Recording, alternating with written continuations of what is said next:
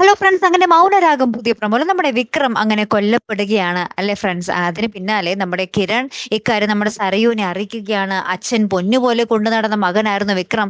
എന്നിരുന്നാൽ കൂടിയും പെൺമക്കളുടെ സുരക്ഷയ്ക്ക് വേണ്ടി അദ്ദേഹം സ്വന്തം മകനെ കൊന്നു എന്ന് പറയുകയാണ്. അപ്പൊ സരയു ആകെ ഞെട്ടിത്തരിച്ച് നിൽക്കുവാട്ടോ. ആകെ വിക്രമായിരുന്നു നമ്മുടെ സരയുവിന്റെ ഏക പ്രതീക്ഷ.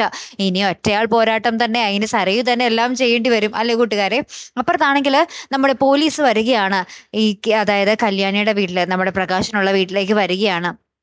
എന്നിട്ട് പറയുന്നുണ്ട് എല്ലാവരും ജീപ്പിൽ കയറ് എന്ന് പറയുന്നുണ്ട്. അപ്പൊ പ്രകാശം പറയുന്നുണ്ട്, അതിന് എല്ലാവരും എന്തിനു കയറണം സാർ, ഞാനല്ലേ അവനെ കെട്ടിത്തൂക്കിയത്, ഞാനല്ലേ കയറണ്ടേ എന്ന് പറയുകയാണ്. അപ്പൊ പോലീസുകാരൻ പറയുന്നുണ്ട്, ഞങ്ങൾ വരുമ്പോൾ നിങ്ങൾ ഇവിടെ 3 പെൺമക്കളും നിങ്ങളും ഉണ്ട്, അച്ഛനും ഉണ്ട്, ഇതിൽ ആരാണ് കൊന്നതെന്ന് ഞങ്ങൾക്ക് തെളിയിക്കാൻ പറ്റുന്നില്ലല്ലോ, അതുകൊണ്ട് നിങ്ങൾ എല്ലാവരും ഇപ്പോൾ തൽക്കാലം ജീപ്പിൽ കയറിയേ പറ്റൂ എന്ന് പറഞ്ഞിട്ട് നമ്മുടെ അച്ഛനും മക്കളും ഒക്കെ കൂടി നമ്മുടെ പോലീസ് ജീപ്പിലേക്ക് കയറുന്ന ഒരു ദൃശ്യങ്ങളാട്ടോ കൂട്ടുകാരെ ഏറ്റവും ഒടുവിൽ നമുക്ക് കാണുവാൻ സാധിച്ചതേ. കാത്തിരിക്കാട്ടോ, അടുത്തൊരു വീഡിയോയുമായി വരുന്നത് വരയ്ക്കും. Good bye.